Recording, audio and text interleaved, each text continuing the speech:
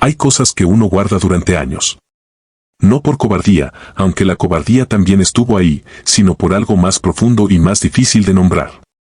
Por miedo a que nadie te crea. Por miedo a que te destruyan la vida de una manera tan meticulosa y tan silenciosa que ni siquiera puedas señalar con el dedo exactamente qué fue lo que pasó. Por miedo a convertirte en el problema, en la traidora, en la amargada que no supo entender la grandeza de lo que estaba viviendo. Yo guardé este secreto durante 11 años. 11 años viendo cómo México entero se partía en dos, cómo las familias se peleaban en las cenas de Navidad, cómo los amigos se dejaban de hablar. Como el país entero debatía apasionadamente sobre un hombre que yo conocía de una manera que muy pocas personas en este país pueden decir que conocieron. No el hombre de los discursos mañaneros. No el hombre de la conferencia de prensa con su mapa y sus datos seleccionados. No el hombre de la guayabera blanca parado frente a millones en el Zócalo. El otro hombre. El que existía cuando las cámaras se apagaban. El que tomaba decisiones que nunca aparecían en ningún documento oficial. El que decía una cosa frente al país y ordenaba otra cosa completamente distinta en reuniones que nunca fueron grabadas, en conversaciones que nunca fueron transcritas. En acuerdos que nunca existieron en papel pero que movían recursos, carreras y voluntades con una eficiencia que cualquier empresa privada hubiera envidiado. Me llamo Sofía. No voy a dar mi apellido completo todavía porque hay personas que siguen activas, que siguen cerca de los círculos de poder. Que tienen memoria larga y que han demostrado en el pasado que saben exactamente cómo hacerle la vida imposible a alguien sin dejar ninguna huella visible. Pero lo que voy a contarte en este video es verdad. Cada palabra. Cada detalle. Cada conversación que recuerdo con una claridad fotográfica que muchas veces quisiera no tener, porque hay cosas que uno preferiría olvidar y que simplemente no se van. Trabajé durante 7 años dentro del proyecto político que todos en México conocen como la Cuarta Transformación. Entré creyendo con una intensidad que hoy me cuesta trabajo explicarle a alguien que no lo vivió. Entré con la convicción genuina, absoluta, de que México estaba a punto de cambiar de verdad. De que había un hombre diferente, un hombre honesto, un hombre que no le debía nada a nadie, que iba a romper con décadas de corrupción, de simulación, de un sistema que había aplastado a los pobres mientras fingía defenderlos. Y salí. Salí con algo completamente distinto a lo que entré. Salí con la certeza incómoda, dolorosa, de que los secretos más oscuros no están guardados en los palacios de los ricos ni en las oficinas de los que siempre han tenido el poder. Están guardados en los despachos de los que dicen luchar contra ellos. Esta es mi historia. Pero también es la historia de Andrés Manuel López Obrador. No la historia que él construyó durante 50 años de vida política. No la historia que sus seguidores repiten con una fe que yo entiendo perfectamente porque alguna vez fue mía. La historia que yo viví desde adentro. La historia que nadie ha contado todavía. Para entender lo que voy a contarte a lo largo de este video, necesitas entender primero quién era yo antes de que todo esto comenzara. No era una política de carrera. No era una militante de toda la vida que había crecido en las filas de un partido con credencial desde los 18 años. Era una mujer de 28 años, recién egresada de la Universidad Autónoma Metropolitana, con una licenciatura en Ciencias Políticas, una tesis sobre movimientos sociales urbanos en América Latina y una convicción enorme, casi física, de que México podía ser un país diferente al que me había tocado vivir. Crecí en Iztapalapa. No en la parte bonita que a veces sale en los reportajes cuando hablan de la alcaldía, sino en una colonia donde el agua llegaba en pipas 2 veces por semana cuando llegaba. Donde las calles se convertían en ríos cada temporada de lluvias porque el drenaje nunca había sido suficiente. Donde mi madre se levantaba a las 5 de la mañana para tomar 2 camiones y llegar a limpiar casas en las lomas de Chapultepec, en ese otro México que existía a 40 minutos de distancia pero que parecía otro planeta. Mi madre nunca se quejó. Eso es lo que más recuerdo de ella. Nunca se quejó, nunca habló de injusticia, nunca usó esa palabra. Simplemente trabajaba. Pero yo sí lo veía. Yo sí lo nombraba aunque fuera solo adentro de mi cabeza. Veía la diferencia entre las casas donde ella trabajaba y la casa donde nosotros vivíamos y algo en mí se negaba a aceptar que esa diferencia fuera natural, inevitable, parte del orden correcto de las cosas. Entonces cuando apareció un hombre en la televisión, en los mítines, en las esquinas de mi colonia pegado en carteles, un hombre que hablaba exactamente de eso, de la desigualdad, de los de arriba y los de abajo, del México que le habían robado al pueblo, ese hombre me habló directamente a mí. A mi historia. A mi rabia. A esa cosa sin nombre que yo cargaba desde niña y que él de repente le estaba dando forma y vocabulario. Empecé como voluntaria en 2012. Pegaba carteles en las madrugadas, organizaba brigadas informativas en los mercados, tocaba puertas, convencía a vecinos que no querían abrir. No dormía bien. No me importaba. Comía tortas frías sentada en la banqueta entre actividad y me sentía más viva que en cualquier otro momento de mi vida porque sentía que estaba haciendo algo real, algo que importaba. Algo que iba a dejar una huella en este país que tanto me dolía. Y fui subiendo dentro de la estructura. Primero coordinadora de colonia, después de delegación, después me llamaron a las oficinas centrales en Insurgente Sur. Una oficina sin letrero en la fachada, con escritorios apretados y computadoras viejas y un ruido constante de teléfonos y conversaciones que nunca paraban. Y ahí fue donde todo comenzó a cambiar. Porque cuando dejas de ser la chica que pega carteles en la madrugada y te conviertes en alguien que asiste a reuniones cerradas, que escucha conversaciones que técnicamente no deberían existir, que observa cómo se toman realmente las decisiones detrás de la narrativa pública, el mundo que creías conocer empieza a mostrar grietas. No de golpe. Nunca de golpe. Sino de la manera más traidora posible, poco a poco, casi imperceptiblemente, como cuando el agua se mete por una fisura tan pequeña que no la notas hasta que ya está adentro y ya es demasiado tarde para sacarla. La primera vez que lo vi en persona fue en una reunión interna en 2013. No fue en un mitin multitudinario ni en un evento con reflectores y protocolo. Fue en una reunión de coordinadores regionales celebrada en un edificio sin identificación en la colonia Doctores, una zona gris de la ciudad donde nadie te mira dos veces. Éramos aproximadamente 40 personas apretadas en una sala rectangular con sillas de plástico naranja, un proyector que parpadeaba cada 5 minutos y un ventilador de pie que movía el aire caliente de un lado a otro sin enfriarlo. No había prensa.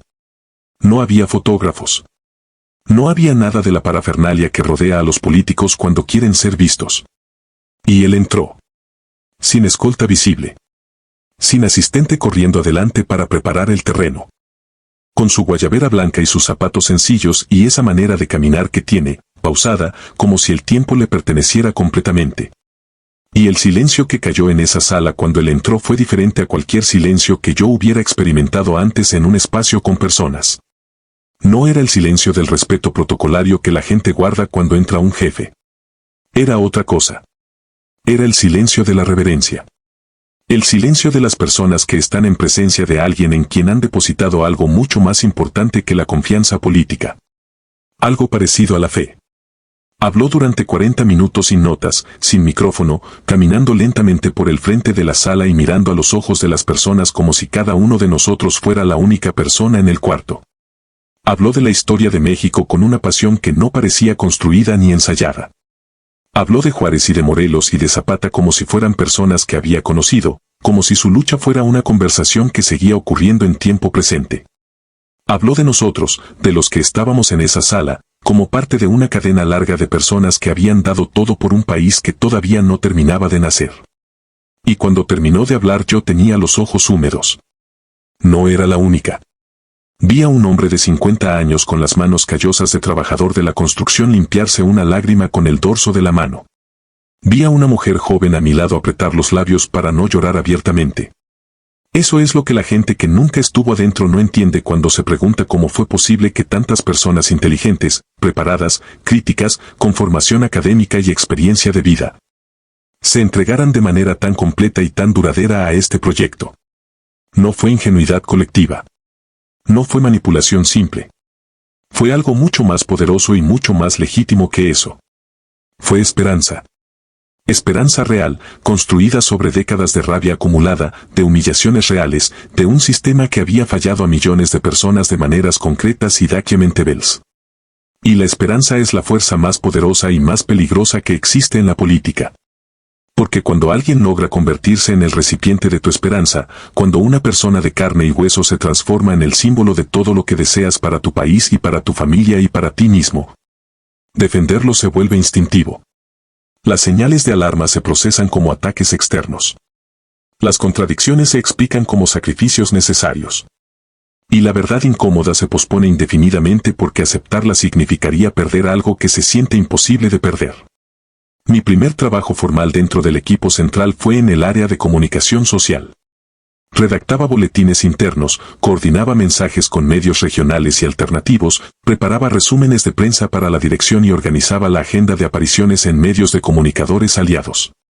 Era trabajo invisible, trabajo de hormiga, el tipo de trabajo que nunca aparece en ningún crédito y que nadie reconoce públicamente, pero sin el cual ningún movimiento político puede funcionar un solo día.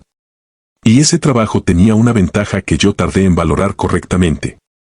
Me ponía en el centro de todo sin que nadie me prestara demasiada atención. Veía los documentos antes de que fueran editados para consumo público. Escuchaba las conversaciones que ocurrían en los pasillos entre personas que olvidaban que yo estaba ahí. Y aprendí muy rápido una lección que nadie me enseñó explícitamente, pero que el ambiente transmitía con absoluta claridad. Que en política siempre hay dos versiones de cada historia. La versión que se construye para afuera y la versión que realmente ocurrió. Y que el trabajo de la comunicación no es registrar la realidad sino administrarla. Hubo un episodio concreto que me lo dejó claro por primera vez. Fue en 2014, durante una gira por el estado de Guerrero. En un municipio pequeño en las montañas, a 2 horas de Chilpancingo por una carretera que en temporada de lluvia se volvía intransitable, un grupo de bases locales había preparado una queja formal. Una queja documentada, con nombres y fechas y montos específicos, sobre dinero de colectas locales que había sido recaudado para apoyar actividades del movimiento y que no había llegado a su destino. Alguien lo estaba desviando. No era una cantidad enorme en términos absolutos. Pero era el dinero de gente pobre que había dado lo que podía dar porque creía que su aportación iba a servir para algo. Y alguien dentro de la estructura lo estaba robando. Yo documenté todo en un reporte interno. Con los nombres de los denunciantes, con los montos, con las fechas, con el detalle que mi trabajo requería. Lo envié por los canales correctos. Subió por la cadena como debía subir. Y 3 días después me llamó uno de los coordinadores nacionales. Un hombre de unos 50 años, voz pausada, modales correctos, al que voy a llamar Rodrigo porque ese no es su nombre pero describe bien algo de su manera de ser. Rodrigo me llamó a su oficina, cerró la puerta, me ofreció café que yo rechacé y me habló durante exactamente 4 minutos. Me dijo que el reporte no existía. Que no lo había escrito, no lo había enviado, no lo había archivado. Me dijo que había momentos en que la verdad, aunque fuera verdad, le hacía daño al proyecto. Y que el proyecto estaba por encima de cualquier verdad individual. Y me dijo todo eso con una tranquilidad absoluta, sin levantar la voz, sin amenazarme explícitamente, como si me estuviera explicando una regla de oficina completamente razonable. Borré el reporte. No dije nada. Y me pasé las siguientes semanas diciéndome que había sido un caso aislado, que los movimientos grandes tienen imperfecciones humanas, que lo importante era el objetivo final. Me mentí. Y lo hice con una eficiencia que hoy me avergüenza profundamente. Pasaron casi 2 años antes de que me acercara al círculo más interno. En 2016 me asignaron como asistente de coordinación en la oficina central de campaña, aunque técnicamente todavía faltaban 2 años para las elecciones de 2018. Pero ese era exactamente el punto. Ese equipo nunca salía del modo campaña. Vivían en campaña permanente, midiendo cada declaración, calculando cada movimiento, anticipando cada ciclo de noticias como si el día de la votación fuera siempre mañana. Y en ese nuevo rol empecé a ver cosas que desde mi posición anterior habían sido invisibles para mí. La primera y más perturbadora era la distancia sistemática entre el discurso público y las conversaciones privadas. En los mítines, en las conferencias, en las entrevistas, el mensaje era siempre coherente y siempre el mismo. Austeridad. Honestidad. El dinero del pueblo para el pueblo. Acabar con la corrupción. Transformar el sistema desde la raíz. En privado, en las reuniones que no estaban en ningún calendario oficial, las conversaciones eran de una naturaleza completamente diferente. Había discusiones sobre apoyos económicos y facilitación de contratos para ciertos empresarios que en los discursos públicos eran señalados explícitamente como parte de la mafia del poder, del bloque opresor, de los que habían saqueado al país. Había negociaciones con gobernadores de otros partidos, gobernadores que en los mítines eran criticados por nombre, acusados de corruptos, usados como ejemplo de todo lo que estaba mal. Y en privado esos mismos gobernadores tenían interlocutores dentro del equipo con quienes mantenían acuerdos de no agresión o de cooperación electoral que nunca salían a la luz. Había una lista.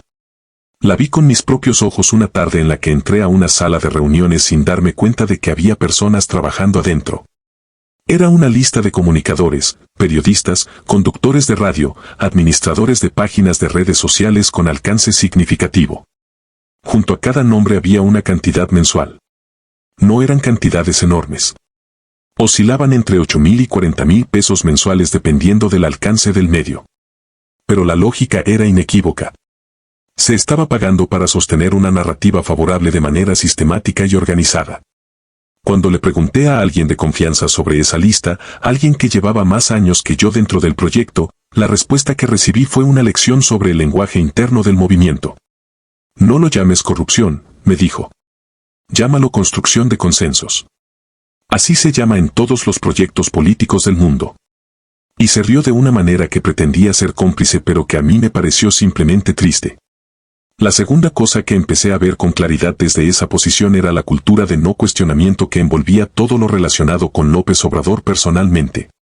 Si alguien en una reunión interna señalaba una debilidad en una propuesta, una inconsistencia en un dato, una contradicción entre lo que se decía públicamente y lo que los números mostraban, la respuesta nunca era analizar el argumento ni pedir más información ni abrir un debate. La respuesta era siempre la misma. Una pregunta implícita que flotaba en el aire como humo después de cualquier disidencia. La pregunta de ¿en qué lado estás? Y esa pregunta era suficiente para silenciar a cualquier persona que todavía necesitara sentirse parte del grupo. Quiero contarte algo que nunca ha sido dicho públicamente. Algo que ocurrió en los meses previos a las elecciones de 2018 y que funcionó para mí como el momento en que una ilusión óptica se rompe y ya no puedes volver a verla como la veías antes. Había una mujer dentro del equipo a quien voy a llamar Valentina porque ese no es su nombre real, pero porque Valentina era una mujer de carácter fuerte y ese nombre le queda bien. Valentina era economista. Doctorada en la UNAM con especialización en política fiscal y finanzas públicas. Llevaba más de 3 años dentro del proyecto elaborando propuestas de política económica. No era una ideóloga. Era una técnica en el mejor sentido de la palabra. Sus documentos tenían fuentes verificables, modelos econométricos, proyecciones construidas sobre datos del INEGI y de la Secretaría de Hacienda, comparativos con experiencias internacionales. Era el tipo de trabajo que le daba seriedad y sustancia a un movimiento que sus críticos acusaban constantemente de ser pura retórica sin contenido. Y Valentina tenía una preocupación que había intentado comunicar por los canales internos durante meses sin éxito. Una preocupación concreta, técnica, documentada. Algunas de las promesas económicas centrales de la campaña eran matemáticamente incompatibles con los ingresos fiscales proyectados para el primer periodo de gobierno. No era una opinión. No era una posición ideológica. Era aritmética básica aplicada a los números públicos disponibles para cualquiera que quisiera hacer el ejercicio. El costo total de los compromisos anunciados superaba en un porcentaje significativo los recursos disponibles sin aumentar impuestos, sin endeudamiento adicional o sin cancelar gasto en áreas que políticamente no era viable cancelar. Valentina lo documentó en un memorando interno de 42 páginas, con todos los supuestos explicitados, con 3 escenarios distintos. Con recomendaciones concretas para ajustar las promesas a lo que era realizable sin comprometer la credibilidad del gobierno en sus primeros meses. Ese memorando subió por los canales correctos. Llegó arriba. Y lo que ocurrió después fue tan rápido y tan limpio que si no lo hubiera visto yo misma desde adentro no lo habría creído. A Valentina no la llamaron a discutir sus hallazgos. No le pidieron que presentara su análisis en una reunión. No le solicitaron que ajustara sus proyecciones ni que considerara supuestos alternativos. En menos de una semana, Valentina dejó de existir dentro del proyecto. Su credencial de acceso fue desactivada. Su nombre desapareció de los directorios internos. Sus reuniones fueron canceladas sin explicación. Un día estaba en el centro de todo y al día siguiente era como si nunca hubiera estado ahí. Cuando pregunté discretamente qué había pasado con ella, la respuesta que recibí fue formulada con esa precisión clínica que caracterizaba las explicaciones internas sobre las personas que desaparecían. Valentina perdió el enfoque, me dijeron. Se confundió sobre cuál era su papel dentro del proyecto. Y yo entendí perfectamente lo que eso significaba en ese lenguaje. Su papel no era pensar. Su papel era ejecutar. Y cuando confundió esos dos roles, dejó de ser útil. Después de lo que le pasó a Valentina estuve a punto de irme. Lo pensé durante semanas con una seriedad que no había tenido antes. Me imaginé redactando una renuncia, limpiando mi escritorio, regresando a buscar trabajo en alguna organización de sociedad civil, en una universidad. En cualquier lugar donde el pensamiento crítico fuera un activo y no una amenaza. Pero no me fui. Y necesito ser completamente honesta sobre por qué no lo hice, porque sería demasiado fácil construir esta parte de la historia como si me hubiera quedado solo por miedo o por presión externa. La verdad es más complicada que eso y menos cómoda. Me quedé porque todavía creía. No en el aparato. No en los ladrigos ni en las listas de periodistas pagados ni en las expulsiones silenciosas de personas brillantes como Valentina. Pero todavía creía en la posibilidad de que algo real y valioso estuviera ocurriendo por debajo de toda esa maquinaria de poder. Todavía me decía que todos los movimientos políticos tienen su lado oscuro, que el cambio real requiere compromisos difíciles, que la perfección es enemiga del bien. Me decía esas cosas y me las creía lo suficiente para quedarme. Y luego llegó el 1 de julio de 2018 y ganaron. Ganaron con una mayoría que nadie había tenido en décadas. Y yo vi a mi madre llorando frente al televisor en Iztapalapa. Vi a personas en las calles de mi colonia abrazándose con desconocidos. Vi a hombres viejos que habían votado toda su vida sin ver un resultado diferente llorando de una manera que me partió el corazón. Y en ese momento, con todas las grietas que ya tenía adentro, con todo lo que ya sabía, sentí algo que no puedo negar aunque hoy me resulte doloroso admitirlo. Sentí esperanza. Otra vez. Pensé que quizás el poder cambiaría la dinámica. Que la responsabilidad de gobernar obligaría a construir instituciones más sólidas que las del movimiento. Que ahora sí habría espacio para la verdad, para el debate interno, para la corrección de errores. Conseguí un puesto dentro de la estructura de gobierno. No voy a especificar exactamente cuál para proteger mi identidad, pero era un puesto con acceso real a información de primer nivel, con participación en procesos de toma de decisiones, con la posibilidad genuina de ver desde adentro cómo se gobernaba este país. Y lo que vi durante los 3 años siguientes fue la historia más triste que he tenido que guardar. No porque hubiera monstruos calculadores y fríos ejecutando un plan malévolo con precisión quirúrgica, sino porque había algo mucho más humano y mucho más perturbador que eso. Había personas que habían dedicado décadas de su vida a luchar por un México diferente, que finalmente tenían en sus manos el poder concreto de construirlo. Y que en lugar de construirlo reprodujeron con asombrosa fidelidad exactamente los mismos mecanismos que habían prometido destruir. Con diferente discurso. Con diferente estética. Con diferente vocabulario. Pero con la misma lógica de siempre. La lógica del poder que se protege a sí mismo por encima de cualquier otra cosa. Hay un episodio específico que necesito contarte con todo el detalle que recuerdo porque creo que resume mejor que cualquier análisis abstracto lo que fue gobernar en ese periodo. Ocurrió en 2020, en los meses más duros de la pandemia. Cuando las morgues estaban saturadas y los hospitales colapsados y millones de familias mexicanas habían perdido sus ingresos de la noche a la mañana sin ninguna red de seguridad que los sostuviera. Yo formaba parte de un grupo de trabajo que daba seguimiento operativo a los programas sociales de emergencia.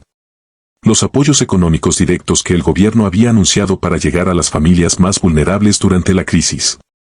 Y desde muy temprano en la implementación empezamos a detectar anomalías. En varios estados, los padrones de beneficiarios habían sido modificados de maneras que no correspondían a ningún criterio técnico conocido. Familias que cumplían todos los requisitos establecidos, que habían sido registradas correctamente en el sistema, aparecían eliminadas de las listas de dispersión sin ninguna justificación documentada. Y en su lugar aparecían nombres que no correspondían a personas reales, direcciones que no existían en los registros del INEGI, números de cuentas bancarias vinculadas a beneficiarios fantasma. Era un esquema de desvío.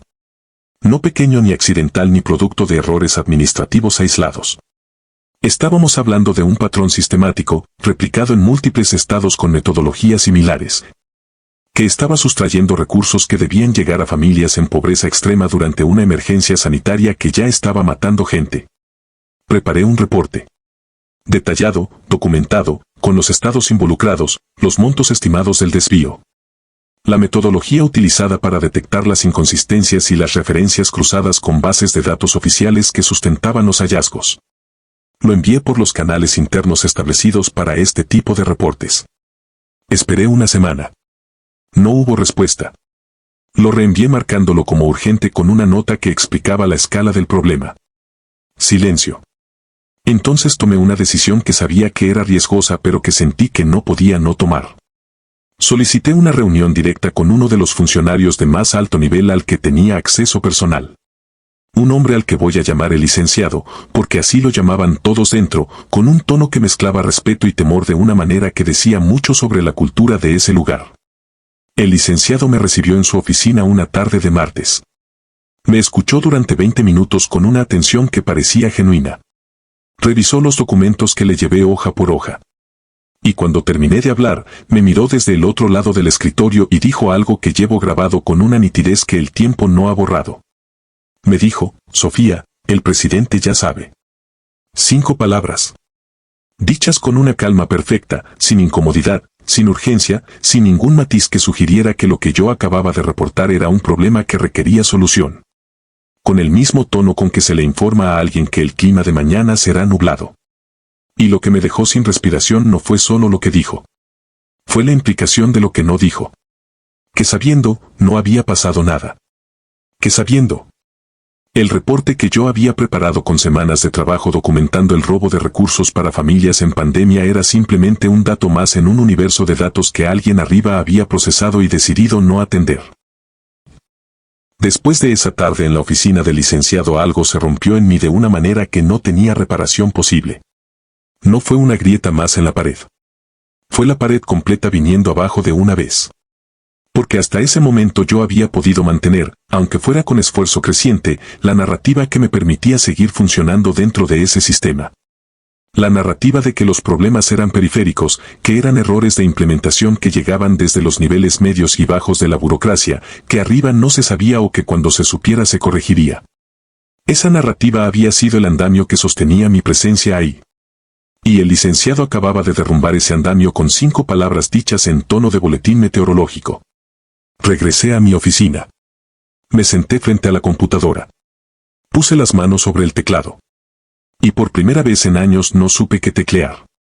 No porque no hubiera trabajo pendiente, sino porque de repente todas las herramientas que tenía, los reportes, los canales internos, los mecanismos formales de denuncia y seguimiento, todas esas estructuras que yo había usado durante años con la convicción de que servían para corregir problemas, se revelaron ante mí con una función completamente diferente a la que yo les había atribuido. No estaban ahí para corregir. Estaban ahí para registrar. Para que arriba supiera quién sabía qué y en qué momento lo sabía. Para administrar la información de una manera que mantuviera el control sin necesidad de resolver nada. Empecé a entender algo en ese momento que es extremadamente difícil de aceptar cuando has dedicado años de tu vida a una causa con convicción genuina. Que una organización puede tener objetivos declarados radicalmente distintos a sus objetivos reales. Que puede hablar de justicia, de honestidad, de transformación todos los días con aparente sinceridad mientras practica sistemáticamente exactamente lo contrario. Y que las personas dentro de esa organización pueden convencerse de manera genuina, sin hipocresía consciente, de que están haciendo el bien mientras sostienen activamente un sistema que produce daño concreto a personas concretas. Yo había sido una de esas personas. No como figura marginal. Como parte activa, comprometida, convencida. Y esa realización no llegó como alivio. Llegó como algo parecido al duelo. El duelo de una versión de ti misma que ya no podías recuperar. Quiero hablar de él directamente. De López Obrador como persona, no solo como sistema o como proyecto político. Porque sería demasiado conveniente y demasiado deshonesto de mi parte construir esta historia como si todo lo que ocurrió fuera responsabilidad del aparato, de los operadores, de los Rodrigos y los licenciados que ejecutaban las decisiones. El centro de todo era él. Y yo lo vi de cerca suficientes veces en condiciones suficientemente distintas como para tener una opinión formada sobre quién era ese hombre cuando nadie lo estaba mirando para el registro histórico. Lo vi en reuniones pequeñas de 10 o 15 personas donde el ambiente era distendido y la guardia bajaba. Lo vi en momentos de tensión política donde las cosas no estaban saliendo como se había planeado. Lo vi recibir información que contradecía su narrativa y lo vi procesar esa información en tiempo real. Y lo que vi fue un hombre genuinamente convencido de su propia versión de la realidad. Eso es lo más perturbador que puedo decir sobre él. No era un cínico. No era alguien que supiera que estaba mintiendo y lo hiciera con la frialdad calculada de quien miente para obtener un beneficio que reconoce como tal. Era algo más complejo y en cierto modo más perturbador. Era alguien que había construido a lo largo de décadas una narrativa sobre sí mismo, sobre su misión, sobre el lugar que ocupaba en la historia de México. Una narrativa tan sólida y tan totalizante que los datos que la contradecían simplemente no tenían acceso a su sistema de procesamiento interno. Los rebotaba. Los transformaba automáticamente en evidencia de conspiración, en intentos de desestabilización, en el ruido que producen los enemigos cuando sienten que están perdiendo. Vi esto ocurrir con una claridad perturbadora en una reunión de 2021 donde un funcionario de área presentó datos sobre el incremento en los índices de violencia en ciertos estados donde se habían implementado programas específicos de seguridad pública. Los datos eran del propio sistema de gobierno. Eran irrefutables en términos metodológicos. Y la respuesta no fue pedir más análisis ni considerar ajustes en la estrategia ni reconocer que algo no estaba funcionando como se esperaba. La respuesta fue señalar al funcionario que presentaba los datos como alguien que tenía una agenda, que estaba siendo usado por los que no querían que México cambiara. Que confundía su papel técnico con un rol político que no le correspondía. Vi en ese momento algo que me heló de una manera diferente a todo lo anterior. No vi maldad. Vi la imposibilidad estructural del diálogo real con alguien que ha convertido su propia narrativa en el único filtro legítimo de la realidad. Hay una dimensión de este hombre de la que muy poco se ha escrito con honestidad y que yo presencié de cerca durante suficiente tiempo como para reconocer sus patrones con claridad. La forma en que manejaba a las personas de su círculo íntimo. No en términos de estrategia política sino en términos estrictamente humanos, relacionales, emocionales. Había una dinámica que tomó tiempo identificar con precisión porque se desplegaba lentamente y porque sus efectos se confundían fácilmente con otras cosas. Funcionaba así. Él elegía a personas. Las acercaba de manera gradual pero intencional. Las hacía sentir que tenían acceso a algo que muy pocos tenían, a la versión sin filtros del hombre, a su confianza real, a su círculo genuino. Las convertía en depositarias de confidencias, de preocupaciones personales, de reflexiones que nunca aparecerían en ninguna mañanera. Y esas personas, invariablemente, se entregaban. Se entregaban porque sentir esa proximidad era extraordinariamente poderoso. Porque tener la confianza de ese hombre significaba ser parte de algo que se sentía histórico, significativo, más grande que cualquier cosa que hubieran hecho antes. Y luego, cuando esas personas fallaban en algo, cuando cuestionaban una decisión aunque fuera con respeto, cuando sus intereses o sus análisis divergían del centro aunque fuera mínimamente, cuando dejaban de ser el espejo que reflejaba exactamente lo que él necesitaba ver, eran alejadas. No con confrontación directa. No con una ruptura dramática que les diera claridad sobre lo que había pasado. Con silencio. Con la reducción gradual de la temperatura. Con el retiro lento e imperceptible de la atención y la proximidad. Una llamada que no se devuelve. Una reunión que se cancela sin reagendar. Un saludo que se vuelve más formal, más distante, más protocolario. Y esa erosión era devastadora de una manera que el alejamiento directo nunca hubiera sido, porque no te daba un punto de quiebre claro. Te dejaba en una incertidumbre permanente, preguntándote qué habías hecho mal, cómo podías recuperar lo que habías perdido, si había alguna manera de volver al calor que recordabas. Vi a personas brillantes, con trayectorias sólidas, con décadas de trabajo político y social detrás de ellas, quedar completamente desorientadas después de pasar por ese proceso. Algunas se quedaron cerca de todas formas, reducidas a una lealtad que tenía más de necesidad emocional que de convicción política, esperando pacientemente a ser llamadas de vuelta. Otras se fueron en silencio, heridas de una manera que no podían explicarle a nadie porque explicarlo requería admitir cuánto habían necesitado ese vínculo y cuánto les dolía haberlo perdido. En algún momento de 2022 tomé la decisión de irme. No hubo un episodio final detonador, un momento dramático donde todo se cristalizara en una escena que pudiera contar con principio y fin claros. Fue el peso acumulado de todo lo anterior más algo más difuso pero igualmente real. El agotamiento de sostener una contradicción que ya no cabía dentro de mí. El cansancio de llegar cada mañana a un trabajo que requería que yo actuara como si no supiera lo que sabía, que hablara como si no hubiera visto lo que había visto. Que siguiera siendo útil a un sistema cuya lógica real yo había entendido con una claridad que no me dejaba dormir bien. Pero irme no era simple ni era gratis. Cuando has estado dentro de ese mundo durante 7 años, cuando conoces nombres y fechas y conversaciones que nunca fueron documentadas en ningún lado. Cuando tienes en la cabeza información que ciertas personas preferirían que no existiera, salir tiene consecuencias que no siempre son directas ni visibles pero que son reales. Nadie me amenazó explícitamente. No hubo una llamada con una voz grave advirtiéndome sobre lo que me pasaría si hablaba. Pero los mensajes llegaron de otras formas que las personas que han estado en esos mundos reconocen perfectamente.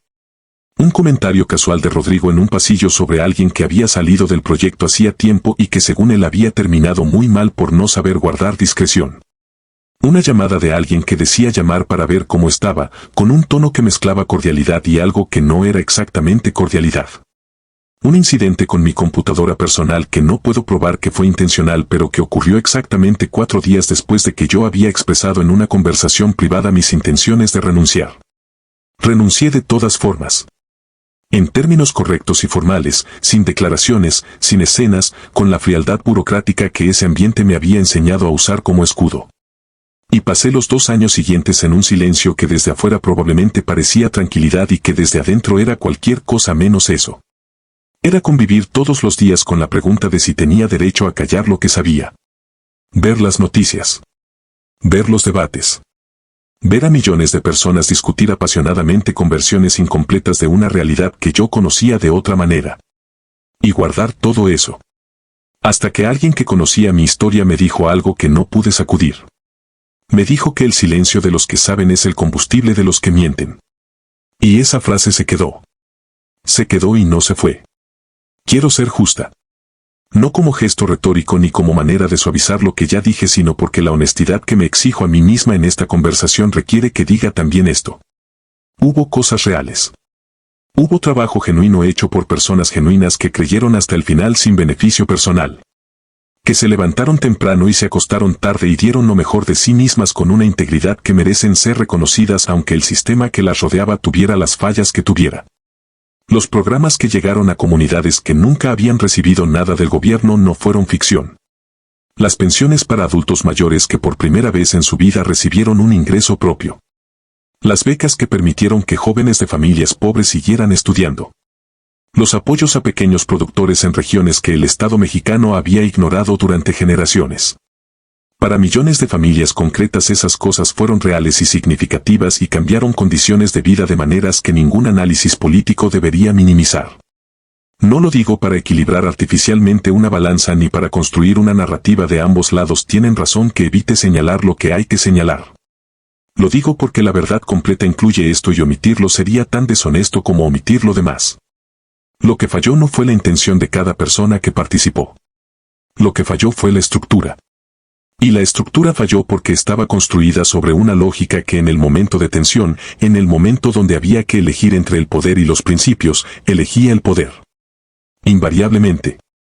Cuando la continuidad del proyecto se convierte en el valor supremo que organiza todas las demás decisiones, todo lo demás se vuelve negociable. La honestidad se vuelve negociable. La rendición de cuentas se vuelve negociable. Las personas, sus vidas, sus derechos, se vuelven negociables. Y eso no es transformación. Eso es exactamente lo mismo de siempre vestido con ropa nueva. Quiero decir también algo sobre el México que quedó después de todo esto. Porque una de las consecuencias más dolorosas de lo que viví es que entiendo con una claridad que me pesa por qué tanta gente sigue creyendo. No porque sean ingenuos ni porque estén mal informados. Sino porque la alternativa, aceptar que la esperanza fue depositada en el lugar equivocado, que el cambio que anhelaban durante décadas no llegó de la manera que creyeron. Es un dolor que muy pocas personas están emocionalmente equipadas para atravesar sin apoyo. Y ese dolor merece respeto aunque la verdad sea la verdad, aunque duela y aunque nadie tenga derecho a ahorrársela. Hay una última cosa que necesito contarte antes del cierre. Algo que tiene relación directa con por qué decidí hablar ahora, en este momento, después de todo este tiempo de silencio. En 2024, cuando López Obrador dejó la presidencia y se retiró a Palenque, hubo un momento que vi en televisión como millones de mexicanos. El momento de su despedida pública. Y lo que sentí cuando lo vi no fue lo que yo esperaba sentir. No fue alivio. No fue satisfacción. No fue la sensación de cierre que había imaginado que sentiría cuando llegara ese día. Fue algo mucho más complicado y mucho más difícil de sostener. Porque vi a un hombre que genuinamente creía que había cumplido. Que había dado todo lo que tenía para dar. Que la historia lo recordaría de la manera que él había construido durante 50 años de vida política. Y en ese momento pensé en Valentina, la economista brillante que sacaron del proyecto en silencio porque sus números no cuadraban con el relato. Pensé en las familias de los padrones modificados durante la pandemia, en la gente que no recibió el apoyo que le correspondía porque alguien lo desvió y alguien más sabía y nadie hizo nada. Pensé en los periodistas de la lista que cobraban cada mes para sostener una narrativa que muchos de ellos sabían que era incompleta. Pensé en todos los que quedaron en el camino, silenciados, excluidos, olvidados, sin que nadie les debiera nada en la narrativa oficial. Y pensé que la historia rara vez es justa en tiempo real. Que los que pagan los costos más altos de las decisiones de poder casi nunca son los que tomaron esas decisiones. Que el relato que queda en los libros lo escriben los que tienen el poder de escribirlo y no necesariamente los que vivieron lo que realmente ocurrió. Decidí hablar porque creo que México necesita esta conversación con urgencia. No para hundirse en la amargura del pasado, sino para entender con precisión qué mecanismos permiten que esto ocurra una y otra vez en este país. Con diferentes nombres. Con diferentes banderas. Con diferente vocabulario y diferente estética. Pero con la misma estructura de fondo, la misma lógica que convierte al líder en intocable, que transforma la lealtad en virtud suprema, que silencia el disenso, que protege el proyecto sobre las personas y sobre la verdad. Ese patrón existía antes de López Obrador. Existió durante. Y si no lo nombramos con claridad, si no lo entendemos en sus mecanismos concretos, seguirá existiendo después con el siguiente nombre que le pongamos. Me llamo Sofía. Entré a este mundo con 28 años, con la certeza de que México podía cambiar profundamente y con la disposición sincera de dar todo lo que tuviera para que ese cambio ocurriera. Salí con 39, con 11 años de experiencia que no cambiaría aunque pudiera porque me enseñaron cosas que no se aprenden en ningún libro, con cicatrices que no se ven pero que están ahí. Con preguntas que no tienen respuesta fácil y con una convicción completamente diferente a la que llevé cuando entré. La convicción de que el cambio real nunca viene de depositar toda la fe colectiva en una sola persona. Que los movimientos políticos que construyen figuras infalibles, que hacen del cuestionamiento una traición, que confunden la lealtad al líder con la lealtad a una causa, no están construyendo democracia. Están construyendo una forma de dependencia que eventualmente reproduce exactamente lo que prometía destruir. Que la honestidad más difícil y más necesaria no es la que se le exige al poder desde afuera con consignas y carteles. Es la que se ejerce desde adentro, en silencio, cuando nadie te está mirando, cuando el costo de ser honesto es real y concreto y no abstracto. Y esa honestidad escaseó. Escaseó en el aparato. Escaseó en las personas que rodeaban al presidente. Escaseó en los medios que recibían el sobre mensual. Escaseó en mí durante demasiado tiempo. Lo reconozco sin dramatismo pero sin evasión. No cuento esta historia para construirme como heroína tardía que finalmente tuvo el valor de hablar. No me lo merezco y no es verdad. La cuento porque hay personas jóvenes hoy mismo, con 28 años, con la misma intensidad que yo tuve, mirando hacia el próximo proyecto político, hacia el siguiente liderazgo que promete romper con todo lo anterior. Hacia la siguiente bandera que convoca la esperanza de los que tienen razones legítimas para estar hartos. Y esas personas merecen saber que las preguntas que deben hacerle a ese proyecto no son sobre la calidad del discurso. Las preguntas son sobre la estructura. ¿A quién se puede criticar dentro sin consecuencias? ¿Qué le pasa a quien disoyente con argumentos? ¿Los errores se corrigen públicamente o se ocultan internamente? ¿Las personas que señalan problemas son escuchadas o expulsadas? ¿El proyecto existe para transformar al país o el país existe para sostener al proyecto? Esas preguntas no son traición. No son cinismo. No son el argumento de los que no quieren que nada cambie. Son el ejercicio más básico, más elemental y más urgente de la ciudadanía crítica. México no necesita más fe ciega depositada en figuras que prometen salvarlo. Necesita más personas dispuestas a ver con claridad aunque lo que vean duela, a nombrar lo que ven aunque hacerlo tenga un costo, a exigir estructuras que funcionen aunque no haya un héroe al frente que inspire canciones. Yo tardé 11 años en aprender eso. Espero que a ti te tome mucho menos tiempo.